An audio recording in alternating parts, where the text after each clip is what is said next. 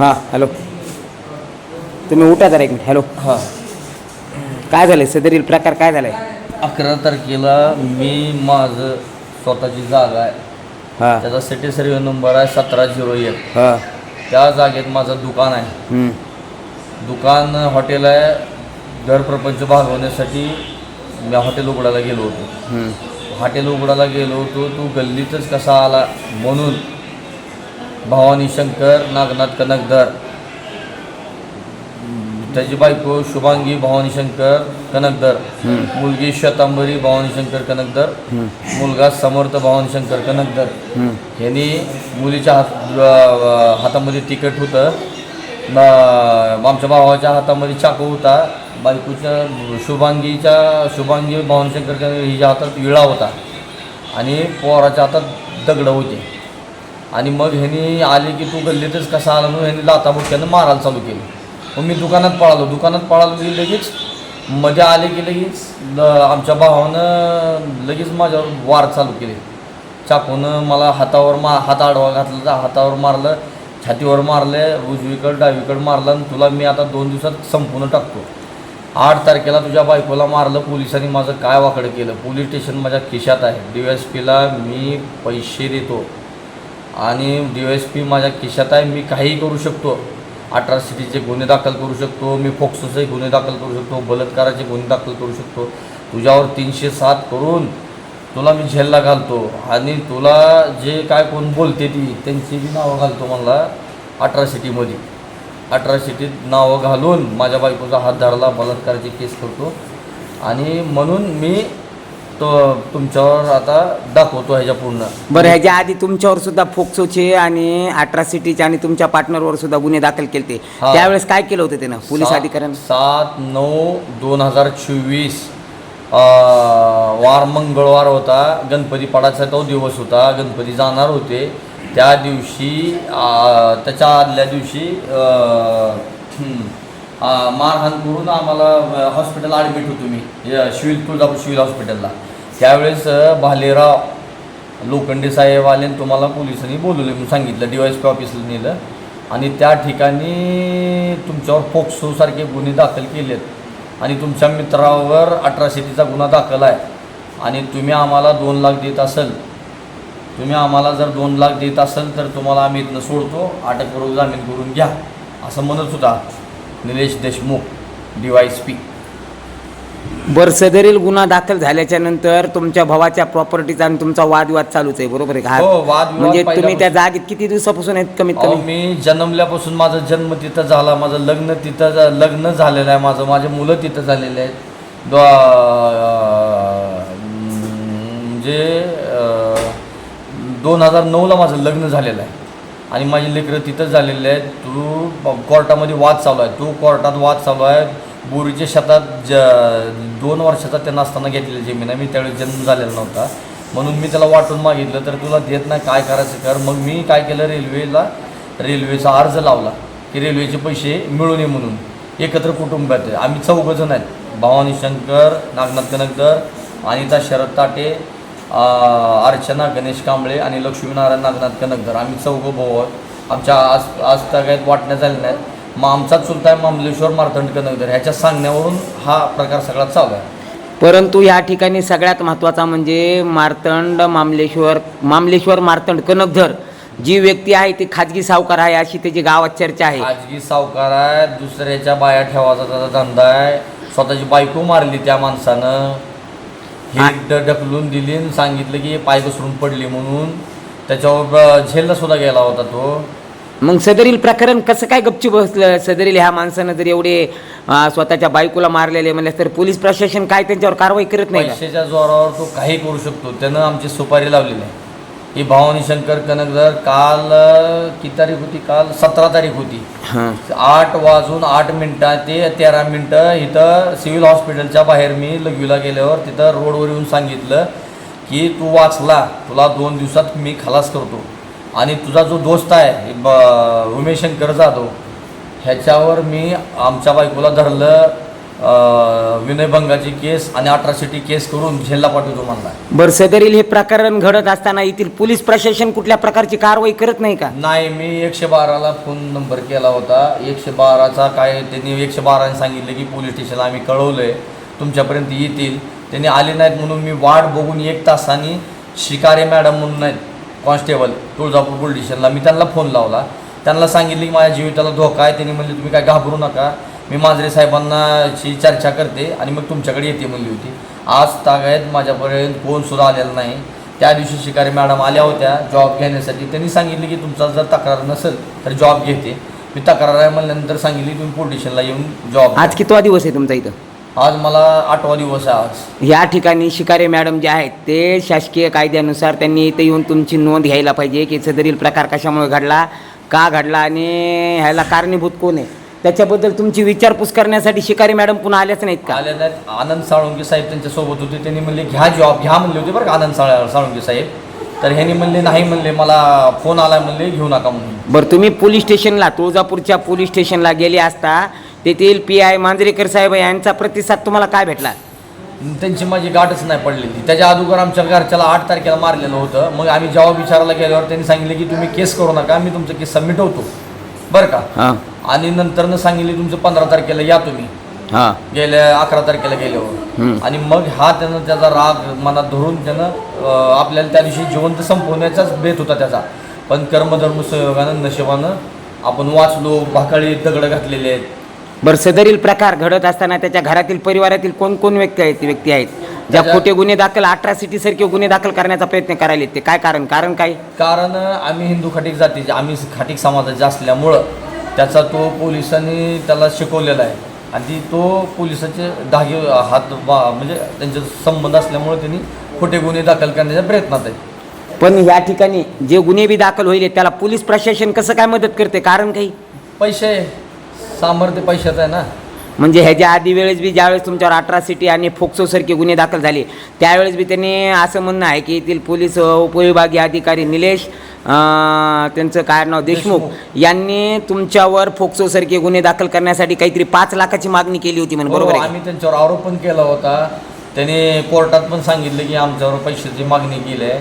आणि त्यांनी आम्हाला कुठलीही न माहिती घेता आम्हाला उचललं आणि डायरेक्ट जेललाच पाठवलं. बरं, सदरी आता तुमच्या भावाच्या बद्दल तुम्हाला प्रशासनाला आणि सर्व ह्या ठिकाणी असणाऱ्या ह्याच्याबद्दल काय सांगायचं आहे? माझी प्रशासनाला एकच कळकळीची विनंती आहे की ह्याच्यावर चौकशी करून गुन्हे दाखल करून 307 सारखे गुन्हे दाखल करावे, अन्यथा आम्हाला आत्महत्या करण्यासाठी हे करावं, परवानगी द्यावी.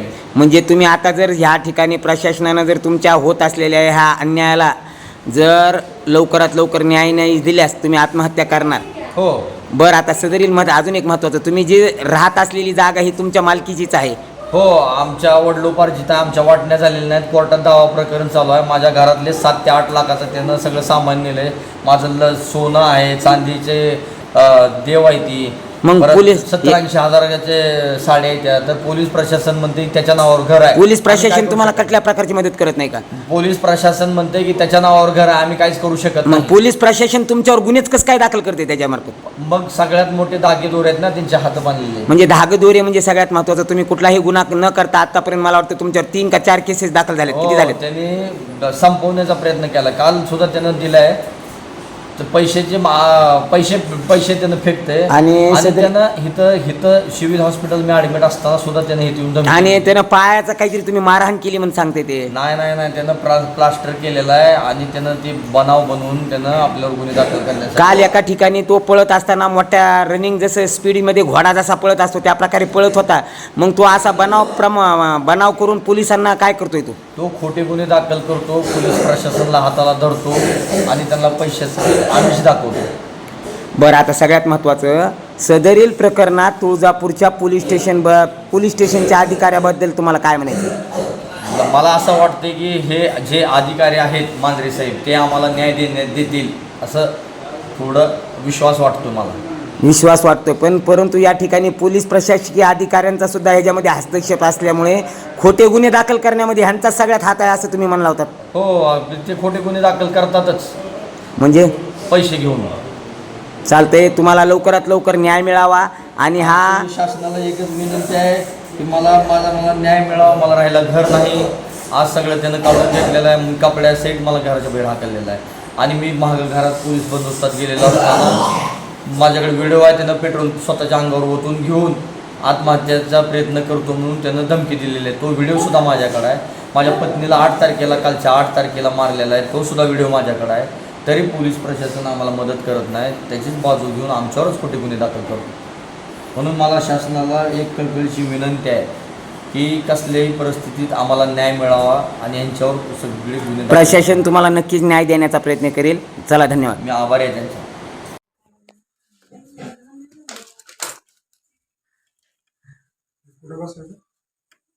एक इथे एक बसायचं नाही, बाहेर एक बसायचं. मम्मी एक इथे एक बसायचं आणि बाहेर एक ना.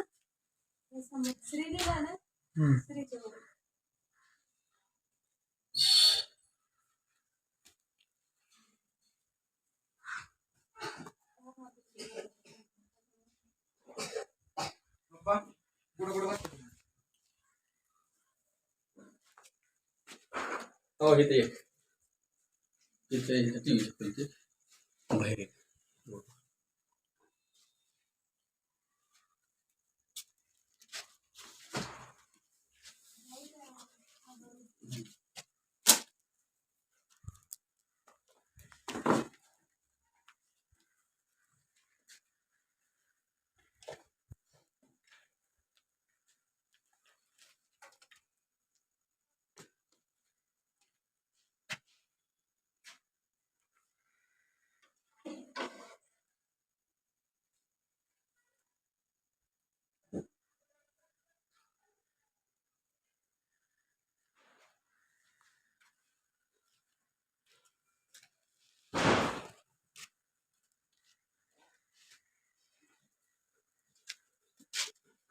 बाय.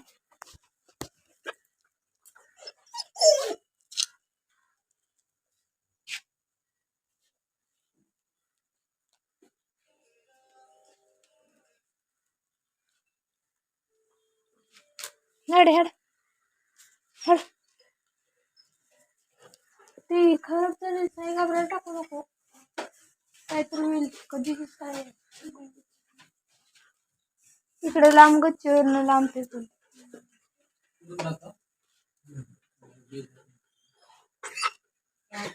बघू थोडे मिशीन तर बाग घेते वेस्ट पडलं तर चलते. नुसतं बाग घ्यायला तर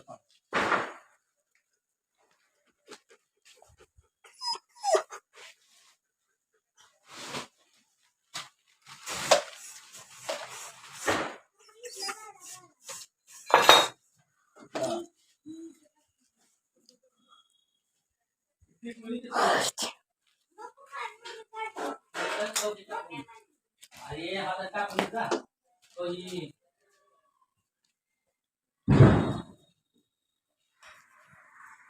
होय सगळं होते का मुले. थांबा जरा करते. आलो. पाणी पडलं विचारताना ते पाणी पडलं का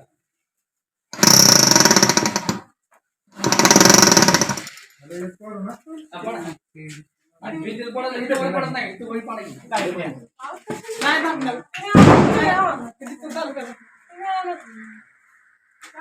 वरी वरी वेस्ट पडायची.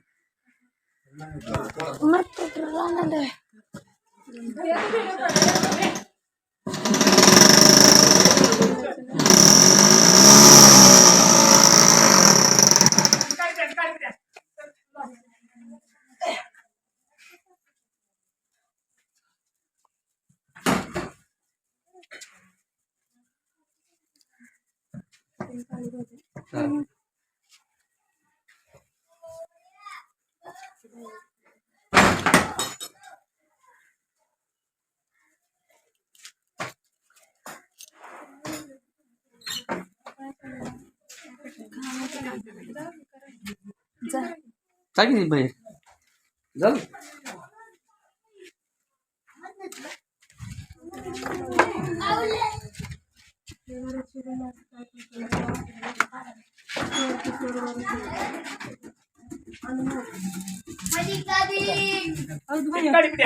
दिलं ना खिशात.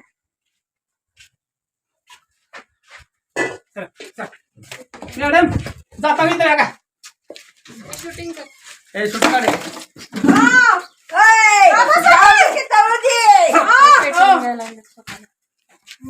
हे शूटिंग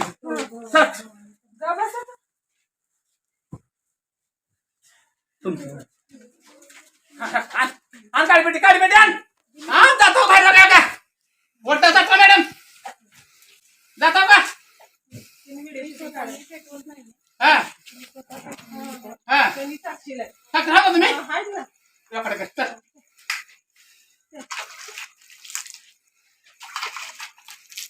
ए कॅमेरा रे बाहेर नाही गावाड्याचे आपल्या घर आहे चला बाहेर हा चला बाहेर रे बाहेर रे ठेव की बाबा घाल दे बाहेर रे हे घाल दे बाबा आमचं घर आहे बाहेर रे ए थांब हात लावून कामाला पोलिस आले ते पोलिस मला माझ्या घरात हा मला ड्युटी आहे. हा करा तुम्ही पोलीस स्टेशनला कोण मी जातो पोलिस मध्ये माझ्या घरामध्ये करता लावणी करी तुम्ही घर माझा आहे तुमच्या थांबा पेट्रोल ओतून गुन्हे दाखल करण्याचा प्रयत्न चालू आहे. धमकी द्यायला पोलिसाला समोर फोन करतो म्हणून सुपारी लावल्या ह्यानं ही मर्डर करतो म्हणतंय. पोरीचा हात धरला खोटे गुन्हे दाखल करतो म्हणतंय. लाईव्ह सोडाई पेट्रोल ओतून स्वतःला जाळून घेऊन आमचे नाव घालतो म्हणतंय. तुम्ही बोला मी बोलताना मध्ये बोलेन. ऑर्डरच असणं गरजेचं नाही. एखाद्या ठिकाणी कायदा व सुव्यवस्थेचा प्रश्न निर्माण होऊ शकतो असं पीआय सरांना वाटलं तर ते तिथं त्यांच्या अधिकाऱ्या पेट्रोल ओतून स्वतःला जाळून घेऊन नाटक करून दुसऱ्या गुन्हे दाखल करण्याचा प्रयत्न गुन्हा दाखल करून खोटे फोस्को सारखे गुन्हे दाखल केलेले आहेत. तुम्ही बोला नाही ते आता व्हिडिओ शूटिंग वाल्याला दाब द्यायला पोलिसाचा दाब द्यायलाय आणि यानं आजपर्यंत लय गुन्हे दाखल केलेले ती काही संबंध नाही. वाड्यात तिथं बळजबरीने काय त्यानं आमचा संबंध नाही कोर्टात जागी मला बोलून देणार आहेत का तुम्ही बोलणार तुम्हाला सकाळपासून ह्याचा काय संबंध जागे तुम्ही दिवाळी सुखाने खाऊ शकता का नाही म्हणून मला असं पेट्रोल घेण्याचा प्रयत्न दलिंद्रेला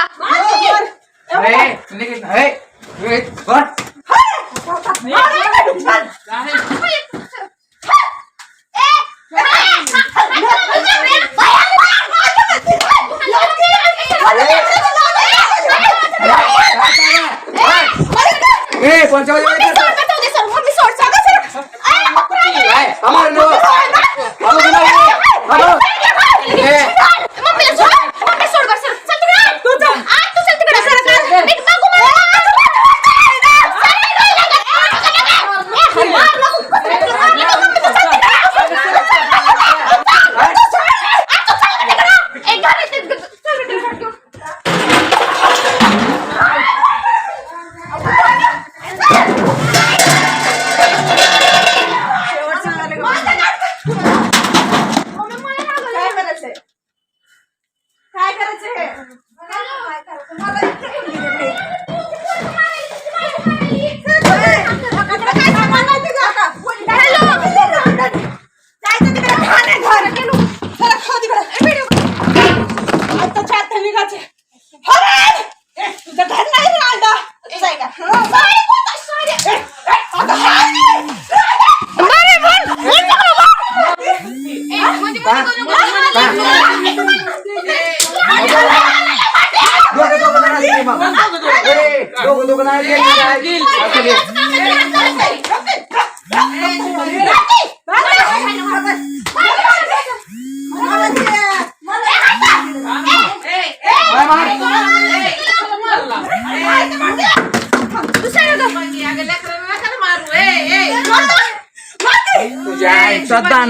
कनकधर कोण त्याचा भाऊ आहे तर ते भांडणं चालू आहेत. कशामुळं पायाला मारलं म्हणून मी मारलं म्हणून त्या पायाला कोणत्या पायाला मारलं त्या काय त्या पायाला ए मामा तुला माहिती नाही हॅलो ह्या ठिकाणी लय मोठं राजकारण चालू आहे बघा. हे तू आत्ताचा जो सावकार होता खाजगी सावकार यानं माझ्यावर सुद्धा बोगस गुन्हे दाखल केलेत. स्वतःची 15-14 वर्षाची पोरगी यायची ह्या पोरीला आणि घरातल्या बाया सगळेजण अजून मार्केटमध्ये आणतो आणि त्यांच्यावर गुन्हे